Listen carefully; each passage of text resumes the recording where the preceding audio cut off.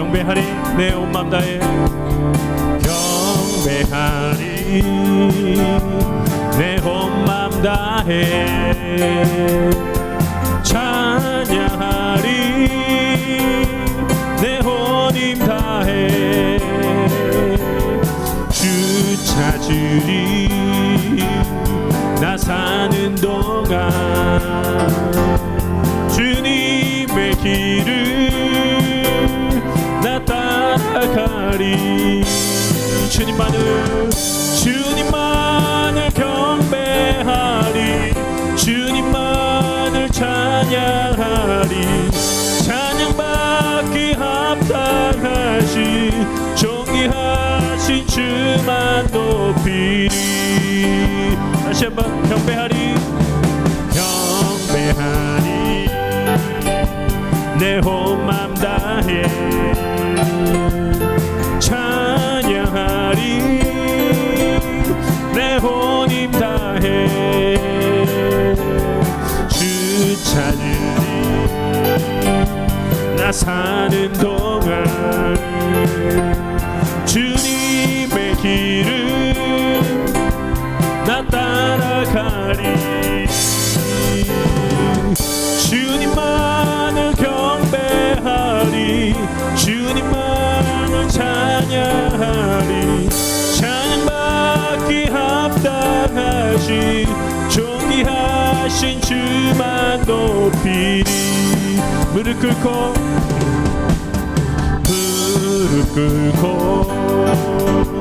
주 맞이하리 내 모든 것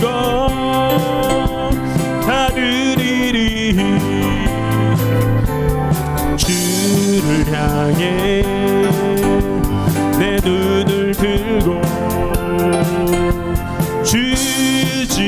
주지하리 주만 의지하리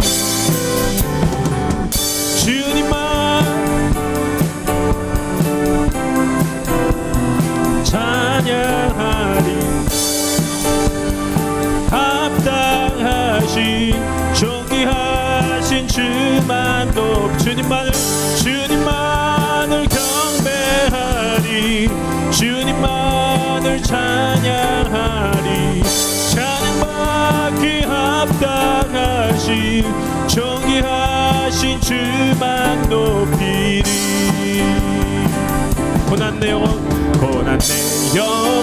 편히 쉴 곳과 풍랑이로도 안전한 폭우 폭풍까지도 다스리시는 주의 영원한 팔 의지해 주의 영원하신 팔 함께 하사 항상 나를 붙드시니 어느 곳에 가든지 요동하지 않음은 주의 팔을 의지함이라 세상 친구들 나를 버려도 예수들 함께 동행함으로 주의 은혜가 충만하리니 주의 영원한 팔 의지해 주의 영원하신 팔 함께 하사 항상 나를 붙드시니 어느 곳에 가든지 요동하지 않음은 주의 팔을 의지함이라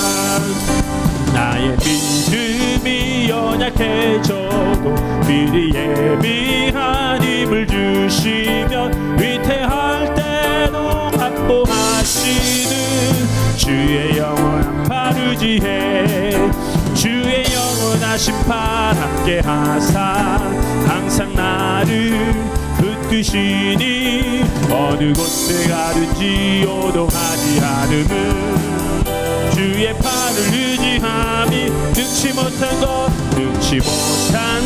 주께 없으니 나의 일생을 주께 맡기며 나의 모든 짐 대신 지시는 주의 영원한 팔 의지해 주의 영원하신 팔 함께 하사 항상 나를 붙드시니 어느 곳에 가든지 요동하지 않음은 주의 팔을 의지한 다시 한번 능치 못한 것 주께 없으니 나의 일생을 주께 맡기며 나의 모든 짐 대신 지시는 주의 영원한 팔 의지해 주의 영원하신 팔 함께 하사 항상 나를 붙드시니 어느 곳에 가든지 요동하지 않음은 주의 팔을 의지하니 주의 영원하신 팔 함께 하사 항상 나를 지니 어느 곳에 가든지 요동하지 않음은 주의 팔을 의지함이라. 아멘. 주님 감사합니다. 주님을 의지하여 요동하지 않겠습니다. 주님 감사합니다. 능치 못한 것 없음을 고백합니다. 감사합니다. 주님.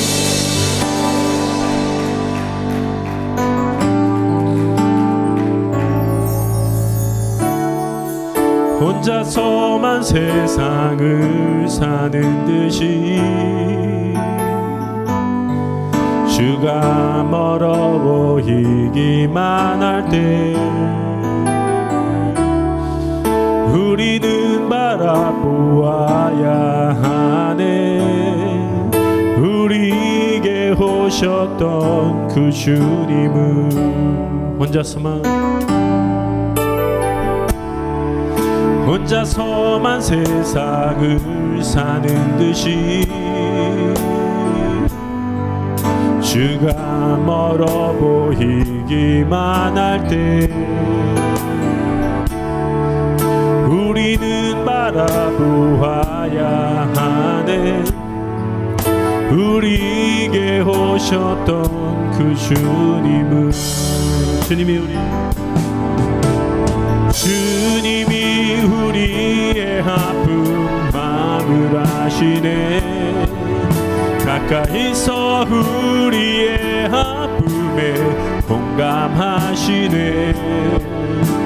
우리 가운데 찾아오셨던 그 주님이 우리의 모든 상황에 공감하시네.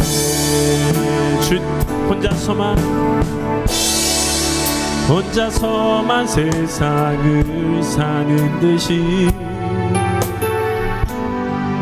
주가 멀어 보이기만 할 때 우리는 바라보아야 하네. 우리에게 오셨던 그 주님은 혼자서만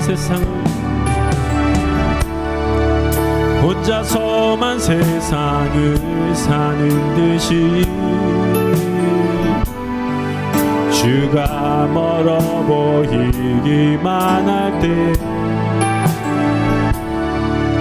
우리는 바라보아야 하네. 우리에게 오셨던 그 주님은 주님이 우리의 아픈 마음을 아시네. 가까이서 우리의 아픔에 공감하시네. 우리 가운데 찾아오셨던 그 주님이 우리의 모든 상황에 공감하시네. 주님이 우리의 아픈 마음을 아시네. 가까이서 우리의 아픔에 공감하시네. 우리 가운데 찾아오셨던 그 주님이 우리의 모든 상황에 공감하시네. 다시 한번 주님이 우리의 아픈 마음을 아시네. 주님이 우리의 아픈 마음을 아시네. 가까이서 우리의 아픔에 공감하시네. 우리 가운데 찾아오셨던 그 주님이 우리의 모든 상황에 공감하시네.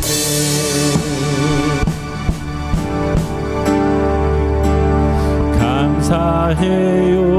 깨닫지 못했었는데 내가 얼마나 소중한 존재라는 걸 태초부터 지금까지 하나님의 사랑은 항상 날 향하고 있었다는 걸 고마워요. 그 사랑을 가르쳐준 당신께 주께서 허락하신 당신께 그리스도의 사랑으로 더욱 섬기며 이제 나도 세상에 전하리라. 감사해요. 당신은 사랑받기 위해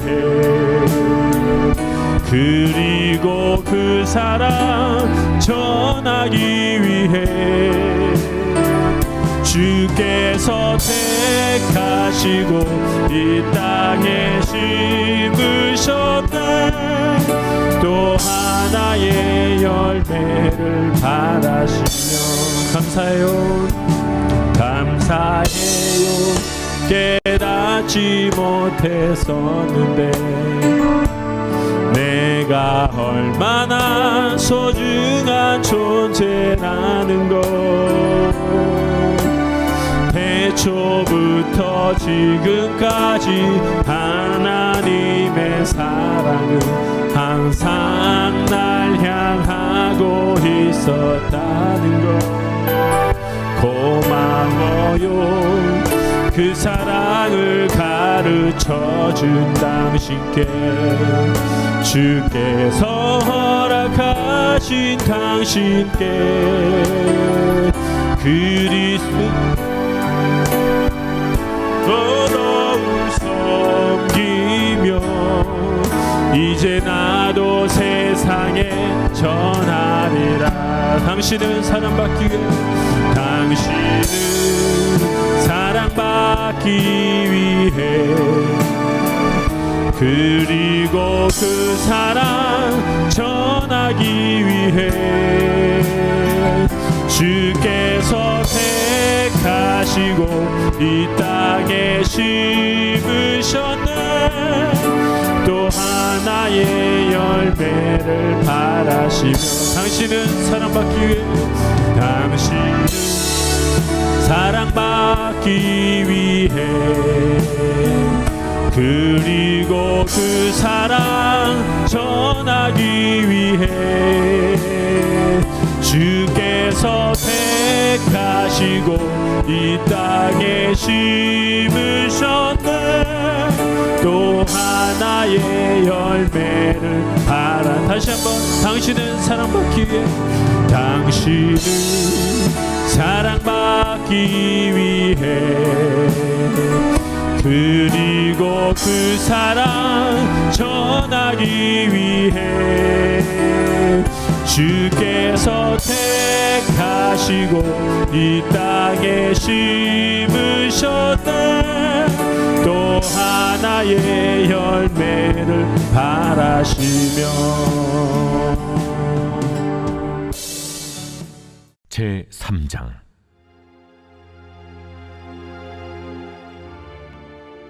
또 그가 내게 이르시되 인자야, 너는 발견한 것을 먹으라.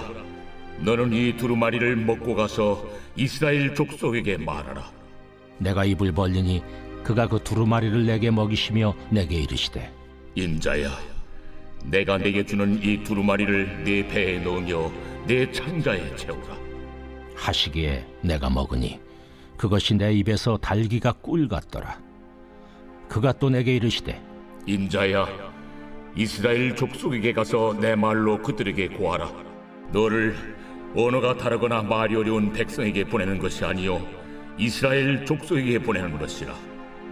너를 언어가 다르거나 말이 어려워 내가 그들의 말을 알아듣지 못할 나라들에게 보내는 것이 아니니라. 내가 너를 그들에게 보냈다면 그들은 정녕 내 말을 들었으리라. 그러나 이스라엘 족속은 이마가 굳고 마음이 굳어 내 말을 듣고자 아니하리니 이는 내 말을 듣고자 아니함이니라.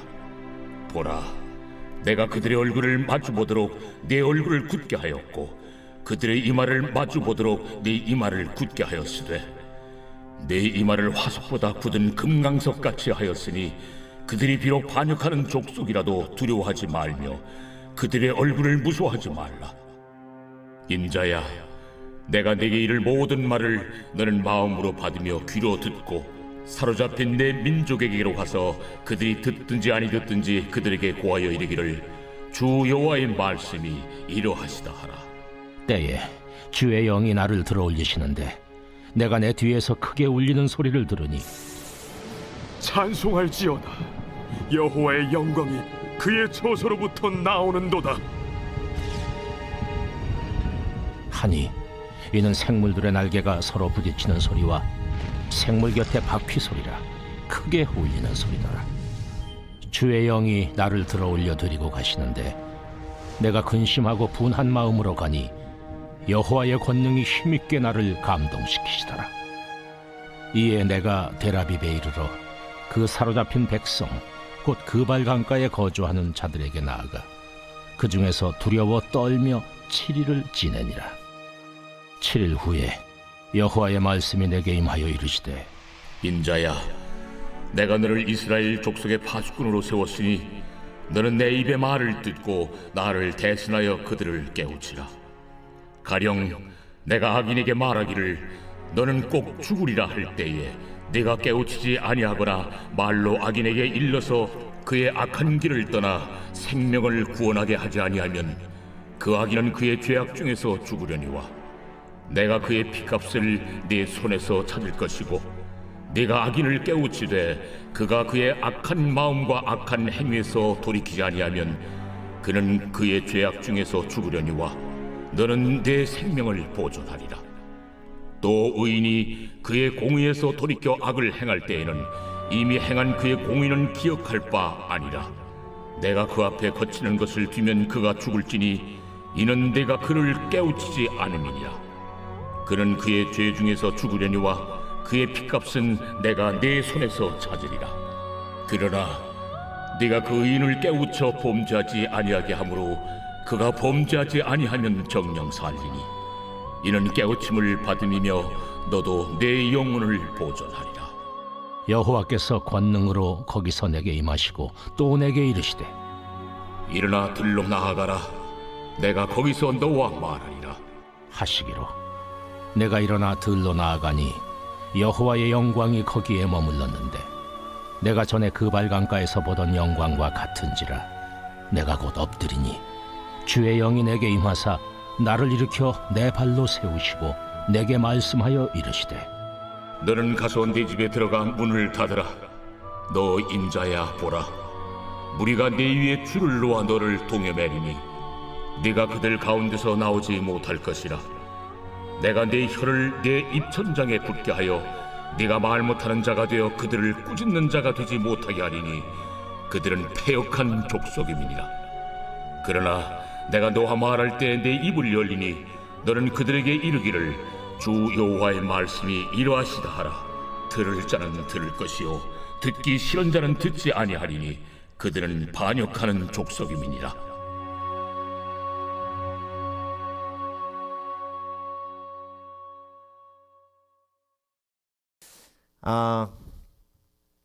함께 에스겔서 묵상하고 있습니다. 에스겔서 3장 말씀을 중심으로 말씀을 먹을 때 일어나는 일, 말씀을 먹을 때 일어나는 일이라는 제목으로 함께 말씀을 묵상해 보겠습니다. 여러분, 지금 에스겔이 바벨론에 포로되어 와 있잖아요. 에스겔은 원래 좀 뼈대 있는 제사장 집안의 사람이었고요. 그래서 로열 프레스트후드, 귀족이었어요. 그런데 지금 바벨론에 끌려와서 노예가 되었죠. 그래서 그발 강가에 있다는 얘기는 지금 그발 강가에 운하를 만들고 있는데 거기에 동원돼 가지고 아침부터 밤까지 음식 요만큼 먹고 죽으라고 일하고 있는 상황인 거예요. 그러면 여러분 어떤 마음이 들겠어요? 실망되죠, 낙심되죠, 미래가 없잖아요. 예. 그리고 자괴감이 느껴지면서 차라리 죽는 게 낫다 뭐 이런 생각이 들겠죠. 그리고 원망하는 마음도 있어요. 하나님이 정말 우리 민족을 사랑하시면 우리를 어떻게 이렇게 노예로 만드실 수 있습니까? 하는 원망도 있고 그리고 분노도 있겠죠. 그리고 동족들이 서로 싸우는 거 보고 막 이기적으로 그 상황 속에서도 더 먹으려는 사람이 있고 더 가지려는 사람이 있을 거 아니에요. 그러면서 얼마나 실망이 되고 낙심이 되겠습니까? 그 에스겔에게 하나님이 가장 필요한 걸 지금 말씀을 통해서 성경을 통해서 지금 공급하고 계시잖아요. 보여주고 계시잖아요. 여러분 이런 상황이 되면 에스겔에게 뭐가 제일 필요할까요? 그게 왜 중요하냐면요. 저와 여러분도 그런 상황에 부딪힐 때가 있잖아요. 그럼 뭐가 필요해요? 뭐가 필요해요? 목사님 그때는요 복권을 사야 돼요. 어떻게 아무튼 뭐 복권 안 사다가 그렇게 어려움이 있으면 복권 사게 되더라고요. 복권 사야 돼요? 아니면요? 목사님 그럴 때는요 초등학교 동창, 중학교 동창 이렇게 어린 시절에 만났던 친구들 만나면 조금 위로가 돼요. 맞습니까? 여러분 어떻게 해야 돼요? 하나님이 그 필요를 보시고 에스겔에게 지금 뭘 주시냐면 첫 번째로 주신 게 뭐예요? 환상이에요. 그래서 1장에 환상을 보여주셨잖아요. 저와 여러분도 마찬가지예요. 육신의 눈으로 보면 앞으로 가도 막히고 옆으로 가도 막히고 뒤로 가도 막혀 있어요. 그런데 그때 하나님이 우리에게 필요를 공급해 주시는데 그 필요가 뭐냐면 영적인 눈을 뜨는 거예요. 눈에 보이는 것 없고 손에 잡히는 것 없고 치르까지 어두울지라도 믿는 자에게는 능치 못함이 없어요. 그래서 여러분 우리가 절망하고 낙심할 때 하나님이 저와 여러분에게 주시는 건 영적인 비전이에요. 그래서 답답할 때, 막혔을 때, 혼란스러울 때, 실망될 때, 낙심될 때 눈에 보이는 것으로부터 자유케 되는 것이 영적인 세계, 하나님의 비전과 꿈을 보는 거예요. 그래서 히브리서 11장에 보이지 않는 것은 보이는 것은 보이지 않는 것으로부터 나왔죠. 맞아요? 그러면 보이는 게 실체예요? 보이지 않는 게 실체예요? 보이지 않는 게 실체예요. 그래서 육적인 것은 영적인 것으로부터 나왔어요. 그러니까 우리가 고난당할 때, 실망할 때, 낙심될 때 뭘 봐야 돼요? 영적인 것을 봐야 되는 거예요. 그래서 하나님이 에스겔에게 가장 필요한 환상을 보여주시고 영적인 것을 보여주시고 오늘 본문에 두 번째 필요한 걸 주십니다. 그게 뭐냐면 이 책을 받아 먹으라. 이 책을 받아 먹으라. 근데 여러분 왜 하나님이 이 책을 받아 읽으라 하지 않으셨을까요? 이 책을 받아 먹으라 하셨을까요? 이게 지금 이 책을 받아서 이스라엘이 읽었어요. 그런데 나라가 망했거든요. 우상에 빠졌어요. 하나님의 말씀을 읽기만 하니까 망했어요. 그러니까 하나님이 깨닫게 하시는 거예요. 하나님의 말씀 보기만 하고 읽기만 하면 망해. 하나님의 말씀을 먹어야 회복돼, 치유돼. 그래서 하나님의 말씀을 먹어. 그래서 하나님이 말씀을 먹으라고 하시는 것은 말씀을 보기만 하고 읽기만 하는 거의 차이를 명확하게 말씀하시기 원함입니다. 자, 여러분께 여쭤봅니다. 여러분은 말씀을 읽는 분이십니까? 말씀을 먹는 분이십니까? 먹는다는 건 뭐냐면 씹는 거죠. 씹는다는 게 뭐예요? meditate, 묵상하는 거예요. 소화시켜야 몸으로 가죠. 소화하는 건 뭐예요? 행하는 거예요. 그래서 행함이 없는 믿음은 죽은 믿음이고, 말씀을 행하지 않을 때 말씀을 보기만 하고 읽기만 하고 먹지 않은 게 되기 때문에 그 말씀은 내 것이 아니고, 내 것이 아니기 때문에 그 말씀의 능력을 체험하지 못하는 겁니다. 자, 여러분, 그림을 한번 보세요. 사진을 보세요. 이 사진이 200년 묵은 산삼입니다. 이게 4억이래요. 4억. 여러분, 4억짜리 산삼 드셔보셨어요? 왜 드셔보시지 그러셨어요? 안 드신 거예요? 못 드신 거예요? 못 드신 거죠? 비싸서. 아이고 목사님, 그 돈 있으면요 내가 산삼 먹고 아이고 뭐 살아봤자 5년 10년밖에 더 살겠어요. 차라리 그걸로, 그러면서 다른 생각하시는 분도 계실 거예요. 일단 아무튼 그림의 떡이에요. 저게 무슨 맛인지, 저걸 먹으면 어떤 건강에 이로움이 있는지 먹어보지 못했기 때문에 몰라요. 여러분, 하나님이 답답하신 거예요. 산삼은 비싸서 못 먹지만 말씀은 그냥 읽고 순종하면 역사가 일어나는데 그걸 안 하는 거예요. 그러니까 여러분, 말씀을 그림의 떡처럼 보시는 분들이 얼마나 많은지 모릅니다. 먹어야 역사가 일어나죠. 먹어야 양분이 내 몸속에 공급이 되죠. 육체가 음식이 필요하듯 영혼도 양식이 필요합니다. 요 앞에 인조잔디 있죠. 인조잔디 저거 깐지 한 3년 된 것 같은데 물 한 방울도 안 줬습니다. 물론 비는 왔겠지만 물 한 방울도 안 주니까 죽어요? 아니에요. 파릇파릇해요. 왜? 인조잔디니까. 사람이 만들었으니까. 사람이 만든 건 가짜니까 물 안 줘도 돼요. 저와 여러분의 영혼은 가짜 아니에요? 진짜입니다. 근데 그 영혼에 가장 필요한 게 하나님의 말씀이에요. 그 말씀을 읽으라고 하니까 못 알아들어서 먹으라까지 하셨어요.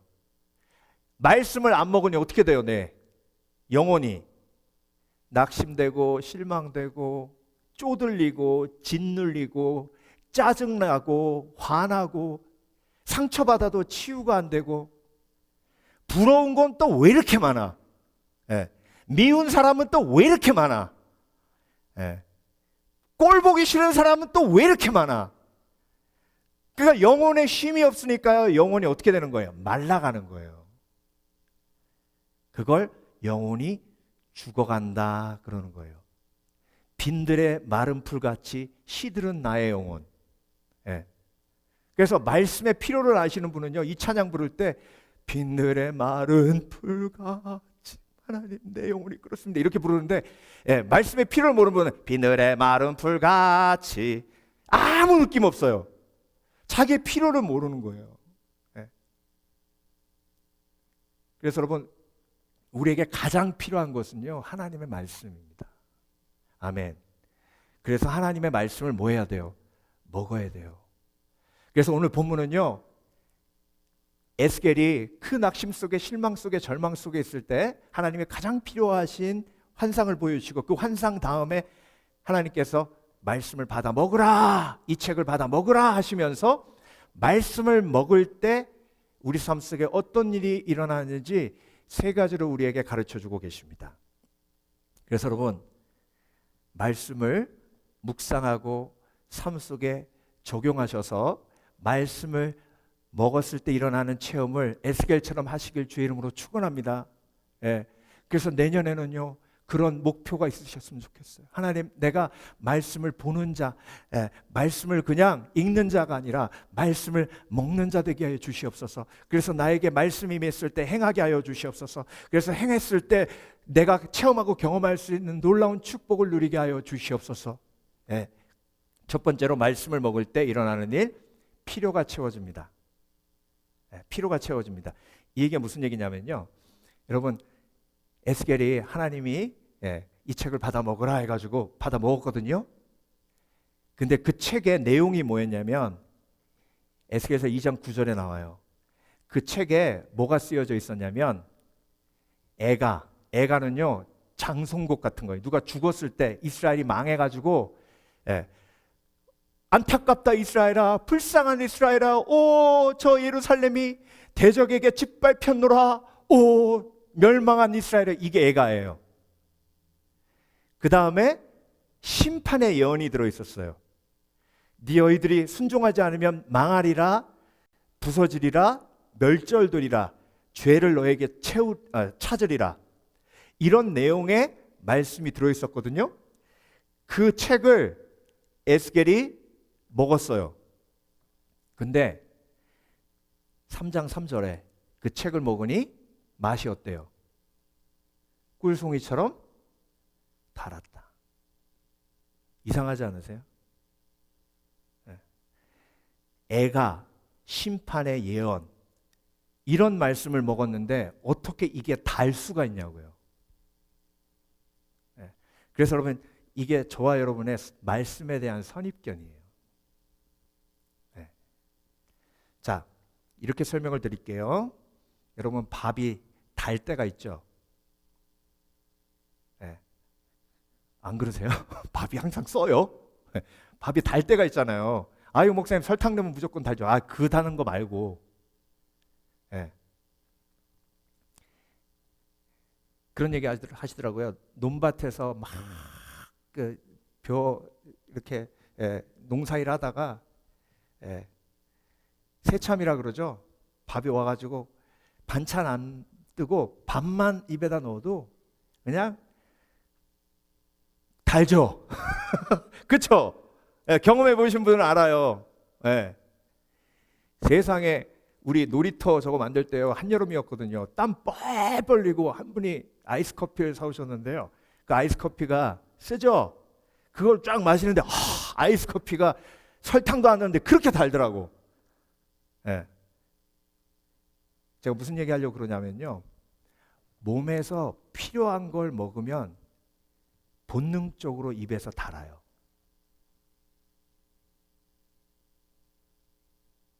지금 이스라엘의 경고가 필요한 거예요.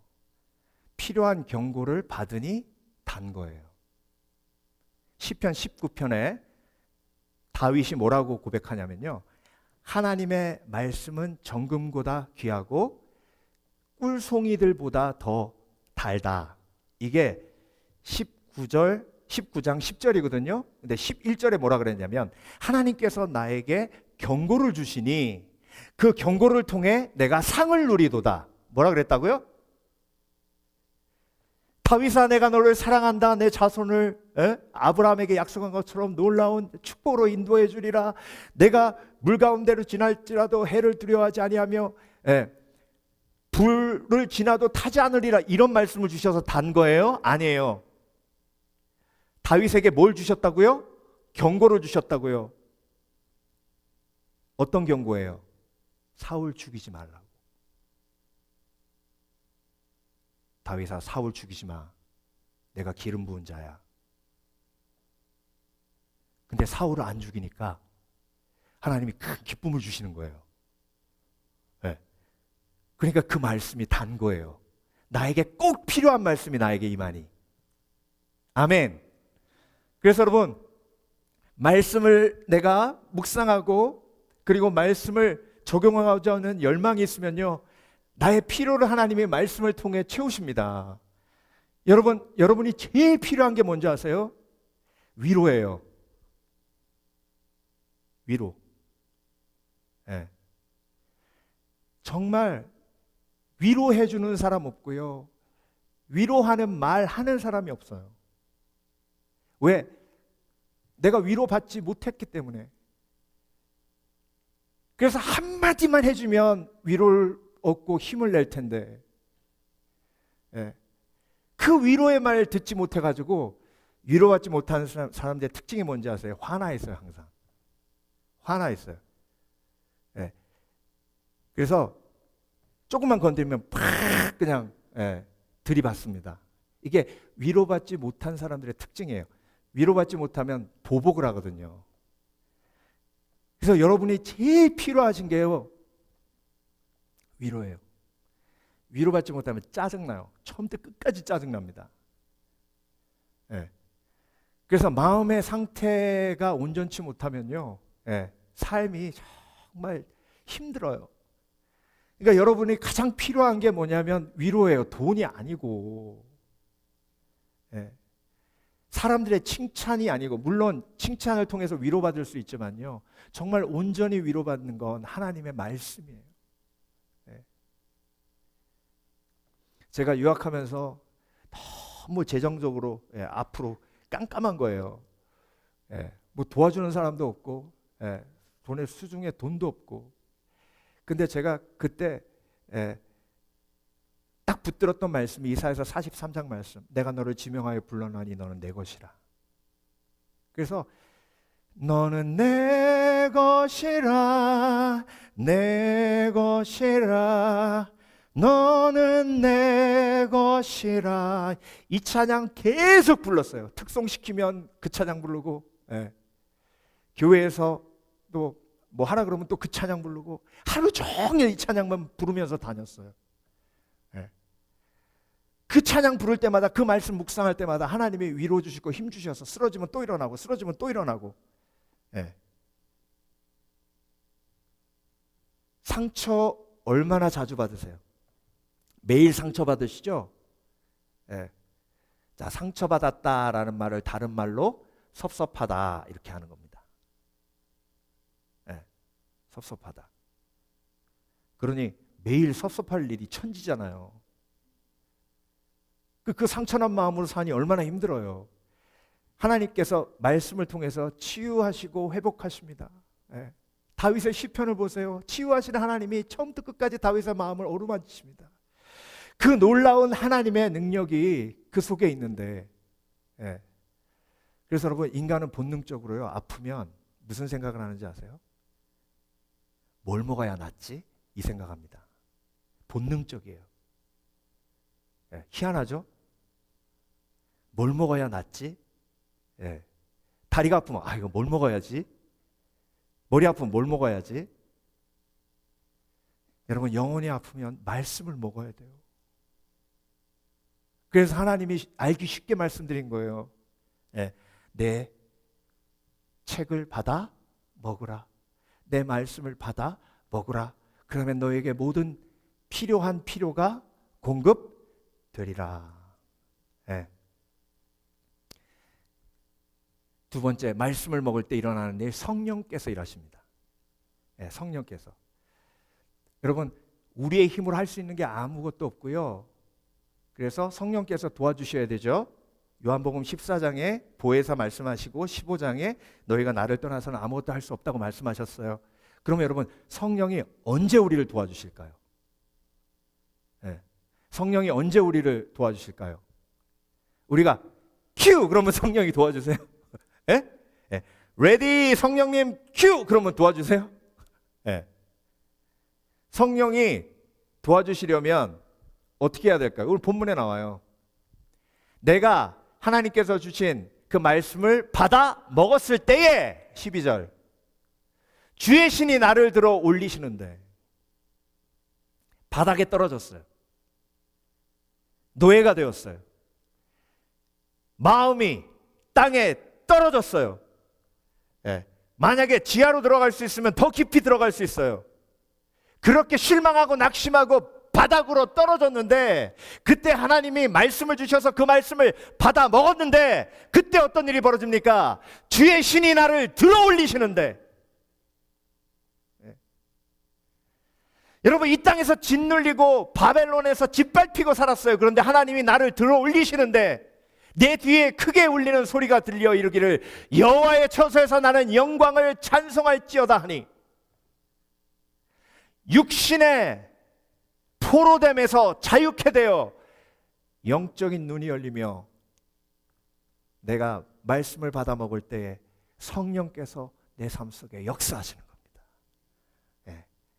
그래서 여러분, 내 영혼을 내가 들어 올릴 수 없어요. 누가 들어 올려 주셔야 돼요. 하나님이. 그렇게 하려면 말씀을 읽어야 돼요. 말씀을 먹어야 돼요. 그래서 말씀을 먹는 사람의 특징이 뭐냐면 암송을 해요. 저는 요즘 아침에 딱 깰 때마다 아무것도 염려하지 말고 오직 기도와 간구로 너희 구할 것을 감사함으로 하나님께 아뢰라. 그리하면 모든 지각에 뛰어나신 하나님의 평강이 내 마음과 생각을 지키시리라. 네. 왜요? 힘드니까. 네. 힘드니까. 근데 여러분, 다 힘들어요. 그래서 사람에게 위로를 구하는 건 사실 나도 힘든데 이런 생각이 들어요. 그러니까 여러분, 말씀 붙들고 일어나시길 주의 이름으로 축원합니다. 그게 성령께서 하시는 일이에요. 14절 주의 신이 나를 들어올려. 또 12절에서 얘기하고 14절에서 또 얘기하세요. 하나님의 말씀을 받아 먹을 때에 주의 신이 나를 들어올려 데리고 가시는데 내가 근심하고 분한 마음으로 행하니, 그 근심하고 분한 마음이 어떻게 돼요? 여호와의 권능이 힘있게 나를 감동하시더라. 그래서 평안으로 바뀌더라. 아멘. 아멘. 그래서 불안하면 불안할수록 성경을 펴야 되는 거예요. 네. 그런 분 계세요. 아유, 나 불안한데 성경 펴야지.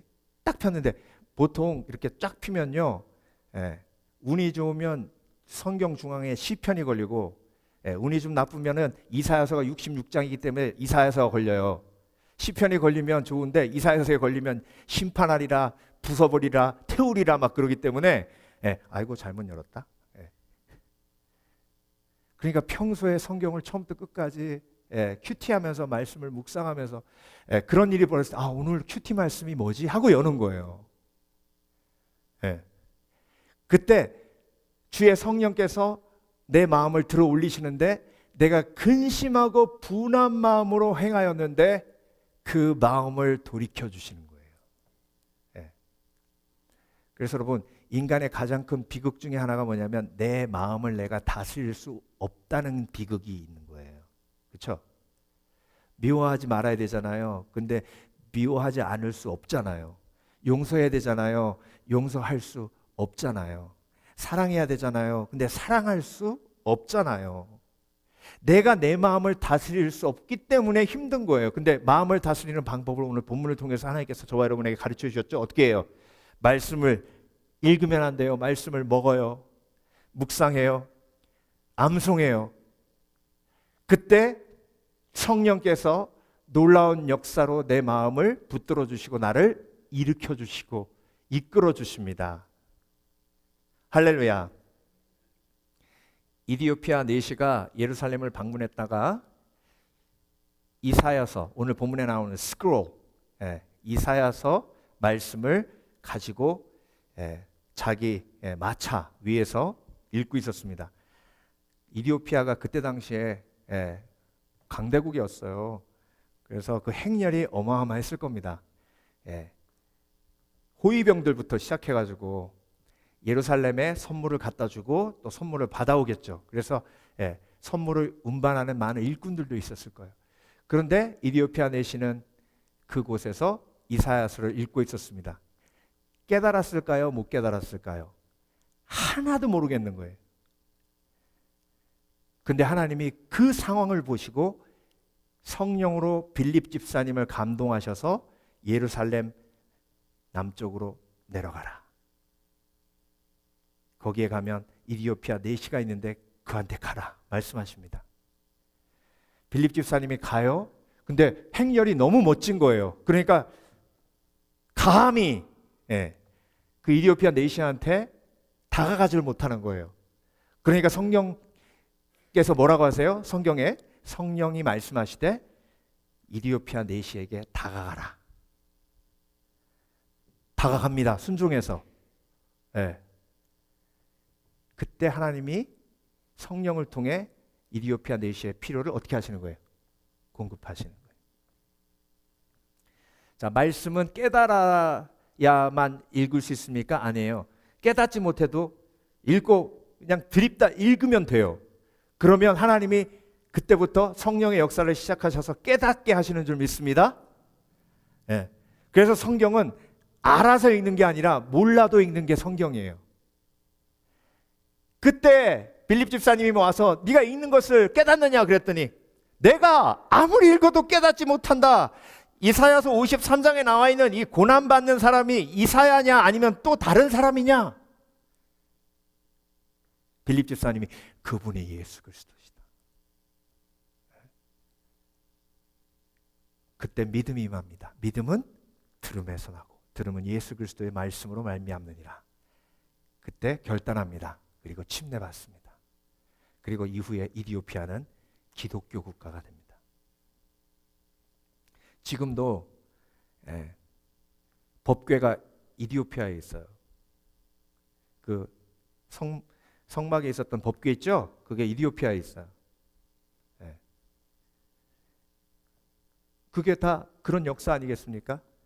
여러분, 내가 알던 모르던 내가 말씀을 읽고 그리고 내가 순종하기로 결단하고 말씀을 먹으면 성령께서 역사하십니다.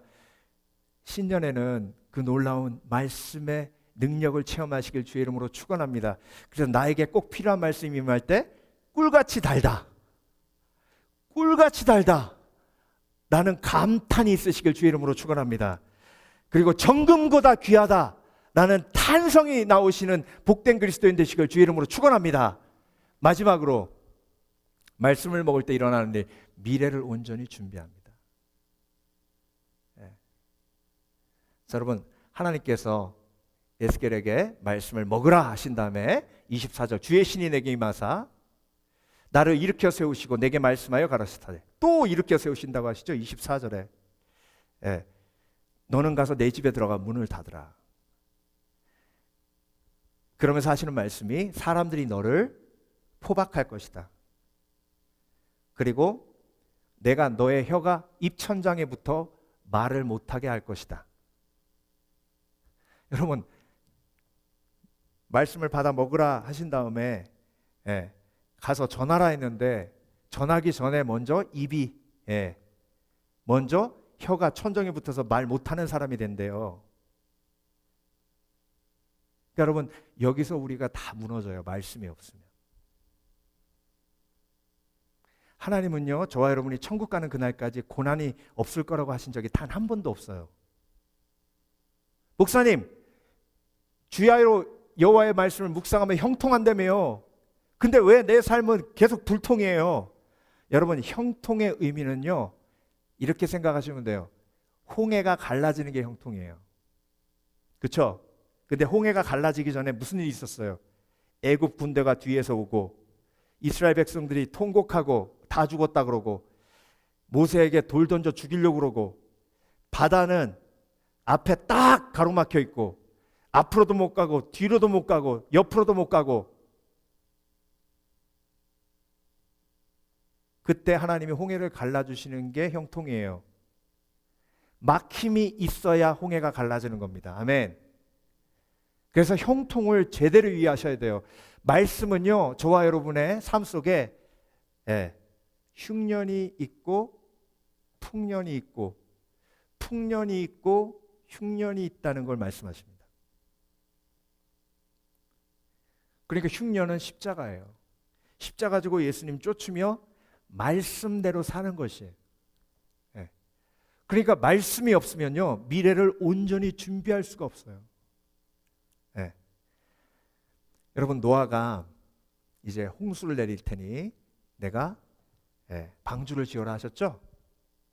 자, 그 말씀을 노아가 들었어요? 먹었어요? 먹었죠? 어떻게 알아요? 방주를 지었으니까. 그렇죠? 그러니까 여러분, 노아는 방주를 지었어요. 그 방주를 지으면서 뭘 준비하는 거예요? 미래를 준비하는 거예요. 여러분이 지혜로우신 이유가 여러분도 방주를 짓고 계십니다. 아멘? 방주가 뭐예요?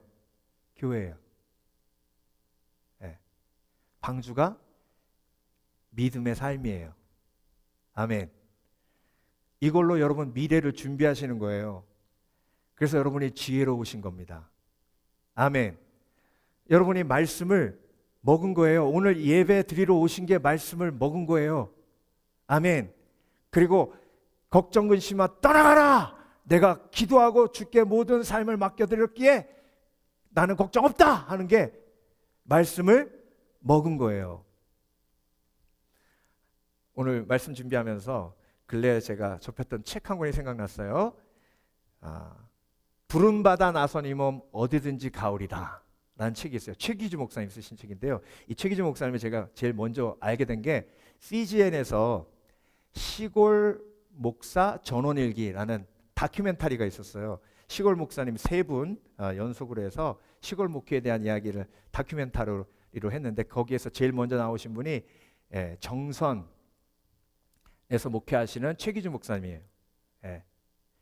근데 여러분 이 교회가 200년 된 교회예요. 그런데 이 교회 전임 목사님이 목회하시면서 일본 선교사로 나가야 되는데 6년 동안 후임을 못 찾아가지고 일본으로 못 나가신 거예요. 근데 왜 후임을 못 찾았냐? 한번 우리 교회 와보세요.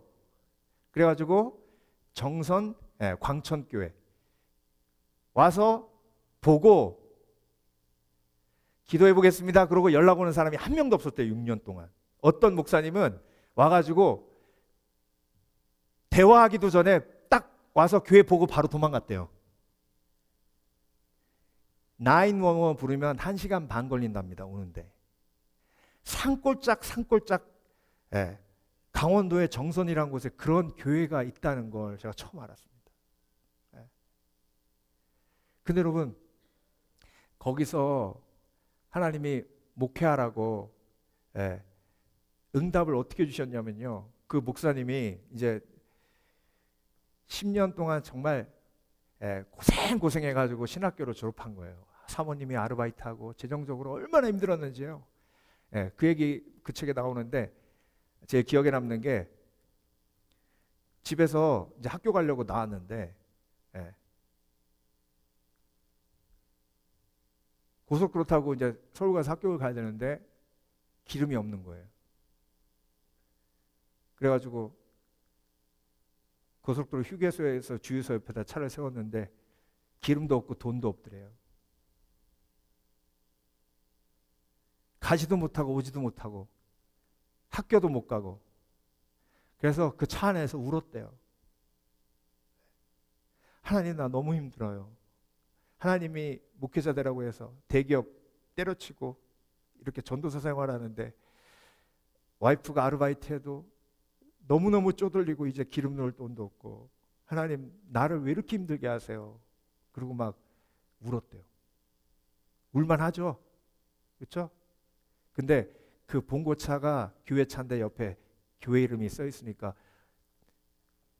어떤 아주머니가 문을 두드리더래요.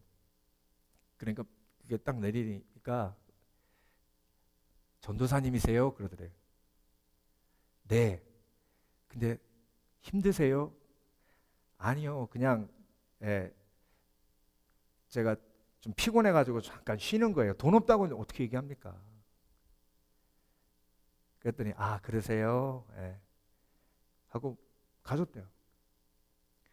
근데 한 5분 있다가 문을 두드리셔서 다시 창문을 내렸더니 5만 원짜리를 주시면서 전도사님 맛있는 거 사드세요. 그러더래요. 그 10,000원짜리 들고요. 5만 원이구나. 5만 원짜리 들고 새벽까지 울었대요. 거기서. 아, 까마귀를 통해서 먹이신 하나님의 능력이 아직도 살아있구나. 근데 그렇게 생고생하면서 신학교 딱 졸업했는데 이제 기도를 할 때 그랬대요. 하나님 성도는 이만큼 되고 사택이 있었으면 좋겠고 또 자동차도 교회에서 주셨으면 좋겠고 막 그렇게 막 기도를 하고 있었는데 갑자기 그 목사님이 전화해서 정선에 있는 그 교회로 올 생각 없냐고 그러더래요. 그래가지고 전화를 끊고 목사님 한번 가서 보겠습니다. 그러고 기도를 하는데 하나님이 말씀을 주신 거예요. 로마서 14장 8절 우리가 살아도 주를 위해서 살고 죽어도 주를 위해 죽나니 그러므로 사나 죽으나 우리가 주의 것이로다. 이 말씀을 딱 주셨는데 도저히 거부할 수 없더랍니다. 그래서 그 교회가 어떤 교회인지 모르고 어떤 상황인지 모르지만 하나님 주께서 주신 말씀대로 제가 가겠습니다. 그러고 목사님한테 전화해서 목사님 제가 가겠습니다. 그랬더니 그 목사님이 3번 물어보시더래요. 진짜? 보지도 않고?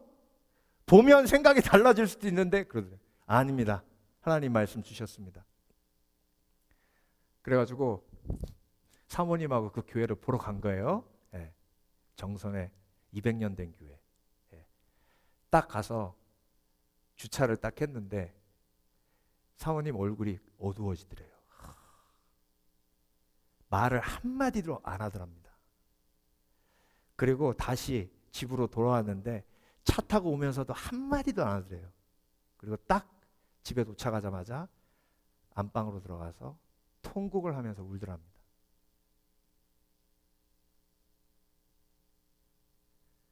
그래서 목사님이 도망 나왔대요. 너무 미안해서. 근데 그날 저녁에 집에 갔더니 사모님이 콧노래를 부르면서 설거지를 하고 있더래요. 깜짝 놀래가지고 이 여자가 미쳤나? 도대체 어떻게 된 거냐고 물어봤더니 자기가 기도하면서 하나님이 말씀을 주셨는데 요한일서 3장 18절 말씀을 주셨대요. 자녀들아 우리가 말과 혀로만 사랑하지 말고 오직 행함과 진실함으로 하자. 여러분 사람의 설득으로 그게 가능합니까? 거기로 들어가면 실패자가 되는 게 뻔한데 거기로 들어가면 고립되는 삶이 뻔한데 근데 여러분 하나님이 말씀을 주실 때는 항상 미래를 책임지시는 축복과 함께 주십니다. 네가 이 말씀을 믿으면 내가 내 미래를 책임져 주리라. 그래서 그곳에 들어가서 지금까지 이제 한 15년 사역하셨는데요. 놀라운 열매들을 하나님이 주셔서 간증이 넘치고 축복이 넘치는 그런 아름다운 교회가 되었습니다.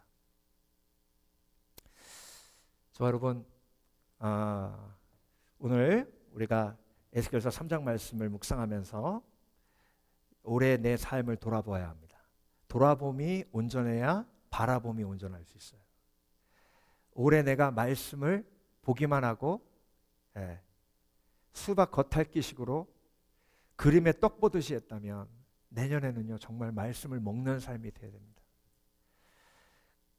하나님이 아무리 축복하려고 하셔도 말씀을 먹지 않으면 하나님이 축복하실 수가 없어요. 하나님이 아무리 도와주시려고 해도 말씀을 먹지 않으면 하나님이 도와주실 수가 없어요. 그래서 여러분 말씀을 먹을 때 어떤 일이 벌어진다고요? 나의 모든 영적인 필요가 채워집니다. 그리고 성령께서 내가 말씀을 읽는 그 순간부터 내 삶 속에 구체적으로 일하십니다. 그리고 말씀을 먹을 때 그 말씀이 내 것이 되었을 때 미래를 책임져 주시는 하나님의 능력이 나에게 임합니다. 오늘도 결단하시길 주의 이름으로 축원합니다. 나는 말씀을 먹는 자가 되리라. 기도하겠습니다.